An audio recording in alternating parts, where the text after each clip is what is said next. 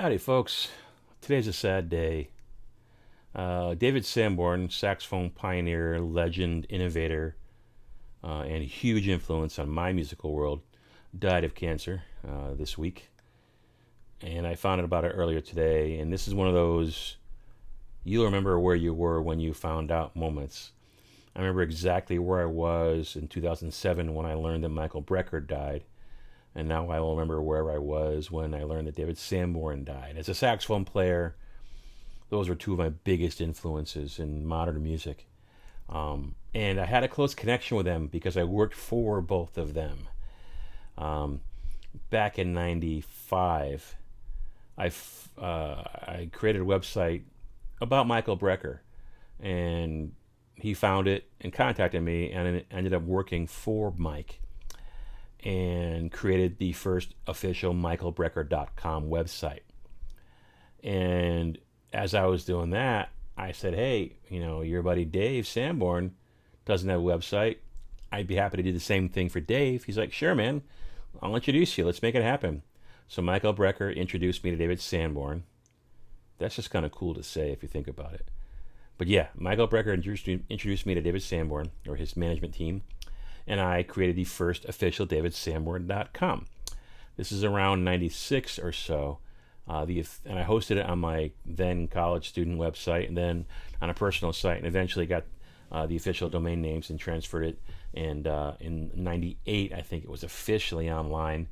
But I did it for 2 years prior. But I ran that site for several years until my first child was born, when I turned both of those web properties over to their respective record labels, michaelbrecker.com, davidsanborn.com.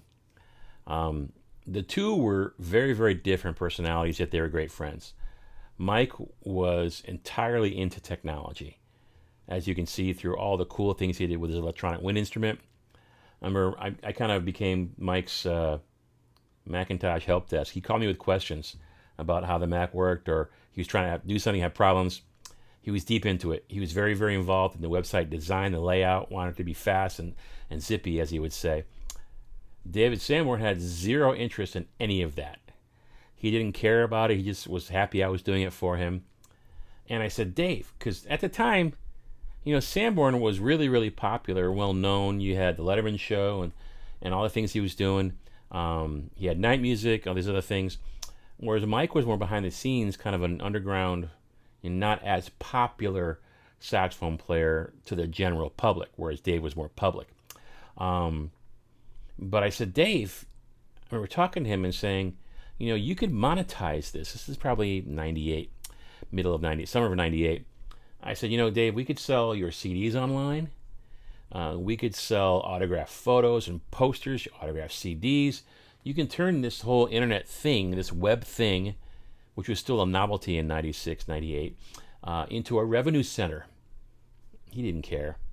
David had moved into his 5-story brownstone in New York, was living a good life, played great music, had all of his gigs going, was doing amazing stuff. And this technology thing didn't matter to him whatsoever. And so we never pursued that. And then a few years later, when my kids were born, I had to turn that. I couldn't do it anymore, didn't at the time, and turn the websites over to their record companies. Last time I saw Dave was in San Antonio, Texas, a few years ago. And I asked him, Dave, you did night music. Why hasn't that content been released on the internet or the public or on DVD or whatever? He kind of looked down and smiled and said, man, it's lawyers. He said, it's incredibly difficult, if not impossible, to secure the rights, the permissions for all the various artists that appeared on those shows.